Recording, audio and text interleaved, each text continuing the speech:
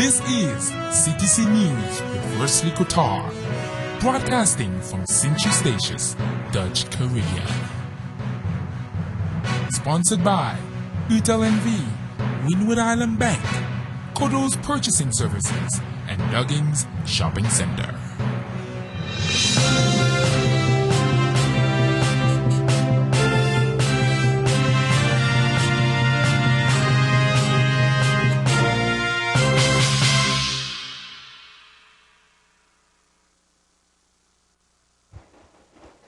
It's Monday, March 25th, 2013 on the Golden Rock.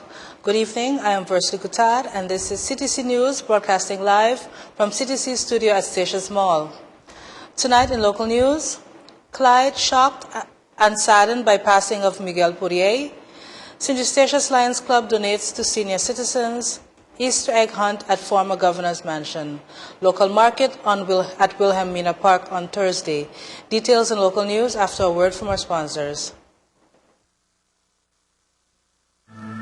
Don't touch that dot.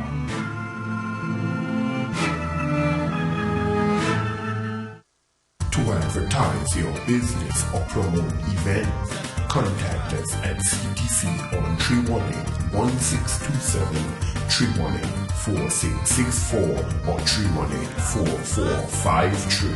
CT Creativity, where creativity stands out.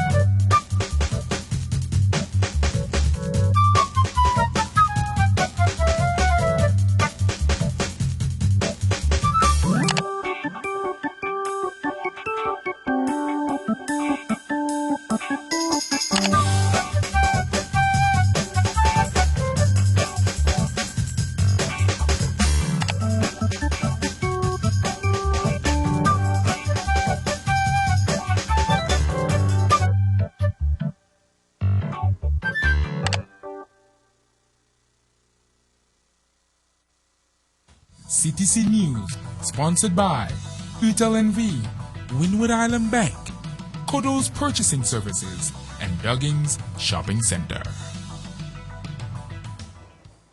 Former Commissioner and Progressive Labour Party leader Clyde Van Putten said he was shocked and deeply saddened upon learning of the sudden and untimely passing of former Prime Minister of the former Netherlands Antilles, Miguel Poirier.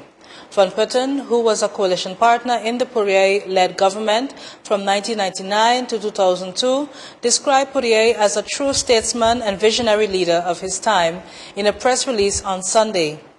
The PLP leader noted that Poirier was a man of great intellect and credibility. He was one who always made time to listen and went beyond the call of duty to assist where possible.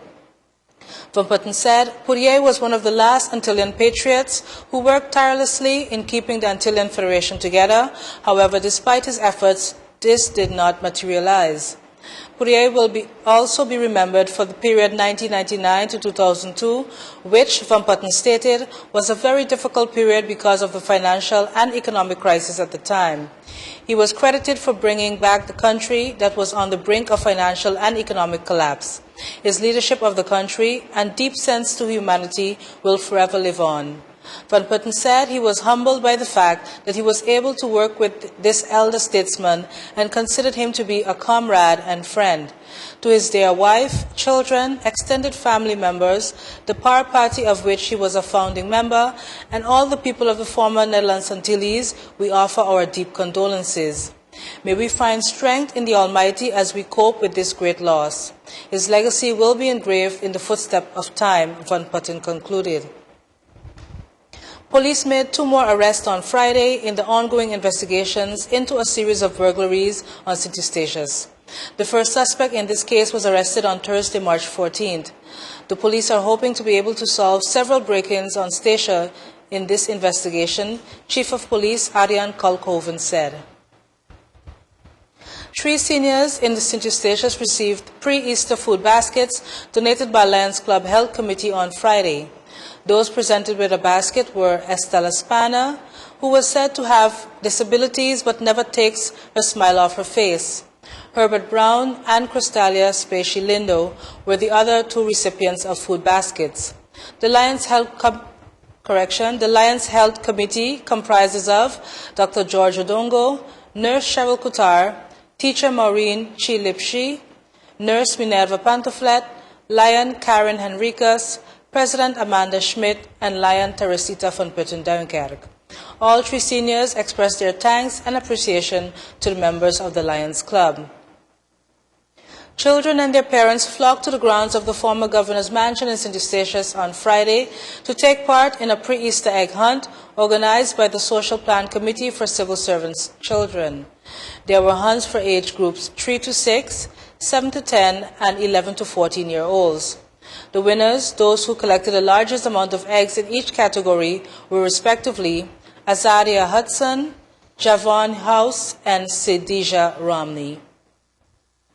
The general public is hereby informed that there will be a local market on Thursday, March 25th at the Wilhelmina Park, starting at 10 a.m. to 5 p.m. On sale will be local drinks and snacks, fresh produce, locally made arts and craft, cosmetics and clothing items, barbecue and food, and much, much more. Coming up next in regional news, Barbados to establish drug treatment court. Miguel Poirier has passed away. Details in regional news and later international news as we return from a short break.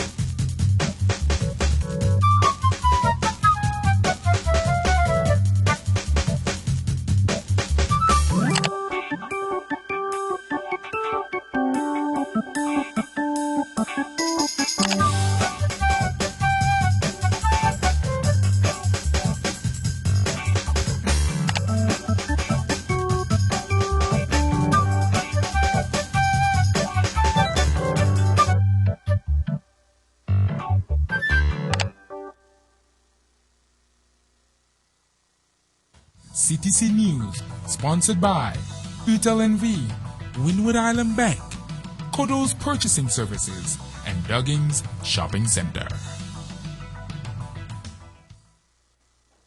Tonight in news from around the region, Barbados Attorney General and Minister of Home Affairs, Adriel Brathwaite, will sign a Memorandum of Understanding with the Organization of American States, OAS, to establish a drug treatment court in Barbados.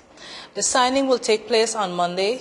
Brathwaite will sign the document with the Assistant Executive Secretary of the Inter-American Drug Abuse Control Commission of the OAS, Angela Crowdy.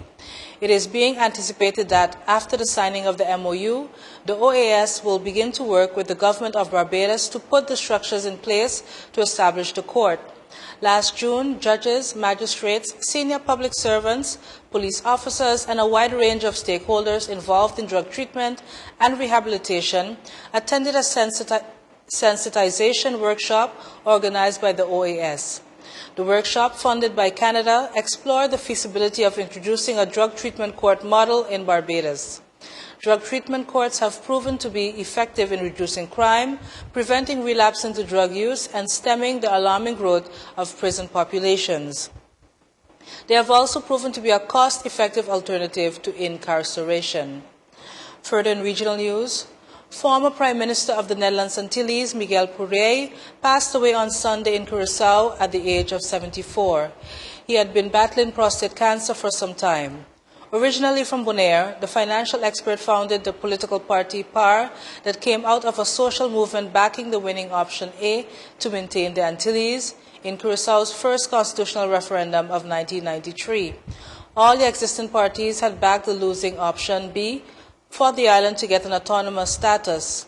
Poirier, who had been interim prime minister for a short period once before in 1979, led PAR to victory in the 1994 elections.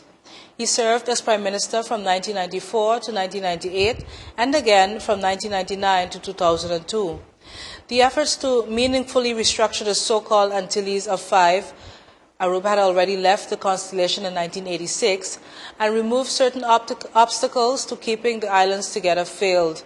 However, a second round of referenda was held, starting in St. Martin in 2000, in which majorities in Curaçao and St. Martin opted for, after all, to become autonomous countries within the Dutch kingdom, prompting the dismantling of the Netherlands Antilles effective 10-10-10, with the three small islands, Bonaire, St. Eustatius, and Saba, becoming special overseas public entities of the Netherlands. Despite this disappointment, Poirier worked tirelessly on the enormous financial problems facing the Central and Curaçao governments during the terms in office. With support from the International Monetary Fund, he took severe austerity measures that were so strongly opposed that at one point he had to take a boat to work to circumvent a blockade. He will be remembered as a man of integrity, a sober and courageous leader who was not afraid to take unpopular decisions. He felt left in the cold and abandoned active politics in 2002 when part of the budgetary support from The Hague agreed on with the execution of the IMF program remained forthcoming because not all conditions had been met. Tonight in international news, reef-building corals lose out to softer cousins through warming. Climate change is likely to make reef-building stony corals loose out to softer cousins in damaging shift for many types of fish that use reefs as hideaways and nurseries for their young, a study showed. Soft corals such as mushroom-shaped yellow letter coral, which lack a hard outer skeleton, were far more abundant than hard corals off Iwatoshirima, an island off South Japan where volcanic vents make the water slightly acidic, it said. A buildup of carbon dioxide in the atmosphere is turning the oceans more acidic in a process likely to hamper the ability of creatures such as lobsters, crab, mussels, or stony corals to build protective outer layers. Soft coral has the potential to be a winner in coral reefs. Lead author Shihori Linu of the University of Tokyo told Reuters by email of the findings, the first study of likely winners and losers among soft and hard corals. Reef communities may shift from reef-building hard corals to non-reef building soft corals predicted by the end of this century, the authors wrote in Monday's edition of the journal Nature Climate Change. When it reacts with water, carbon dioxide in the atmosphere can form carbonic acid. That damages hard corals, tiny animals that secrete calcium carbonate to form their stony protective layer. When combined with their ability for rapid colonization, soft corals may outcompete hard corals in coral reef environments subject to ocean acidification, the scientists wrote. Hard corals are important reef builders and provide complex, three-dimensional habitats for many reefs of organisms, they wrote, adding that a shift could have a damaging effect for many fish and other marine creatures that live around reefs. A community of soft coral hardly works like hard coral as a nest for small living organisms such as shrimp and little fish, Inu said. The 2003 animated movie Saving Nemo shows how clownfish live and grow around reefs. Coming up next, your 3-day weather forecast for the islands of Statia, Saba, and St. Martin. Stay tuned for details on local weather conditions right after this.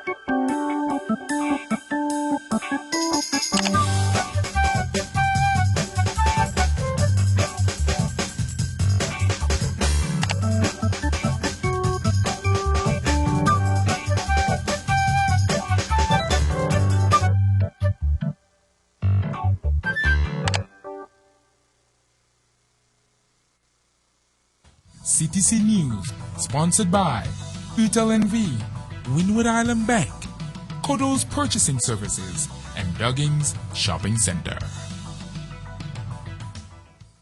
And now for your 3-day weather forecast, we will begin on Station Sabre. Tonight, March 25th, late showers with temperatures of 82 degrees Fahrenheit, 20% chances of rain with the winds east at 70 miles per hour. Tomorrow, Tuesday, March 26th, partly cloudy with temperatures of 83 degrees Fahrenheit, 10% chances of rain with the winds east-southeast at 17 miles per hour. On Wednesday, March 27, partly cloudy with temperatures of 82 degrees Fahrenheit, 10% chances of rain with the winds east at 14 miles per hour. Moving over to St. Martin, tonight, Monday, March 25th, partly cloudy with temperatures of 84 degrees Fahrenheit, 30% chances of rain with winds east-southeast at 12 miles per hour. Tomorrow, Tuesday, March 26th, partly cloudy with temperatures of 84 degrees Fahrenheit, 30% chances of rain with the winds southeast at 13 miles per hour. Finally, on Wednesday, March 27, on St. Martin, partly cloudy with a temperature of 84 degrees Fahrenheit, 20% chances of rain with winds southeast at 9 miles per hour. And that was it for another edition of CTC News Live. Join us again on Wednesday as we bring you the latest news locally and from around the region and international. We'll be back later this week, but until then, do have a good one.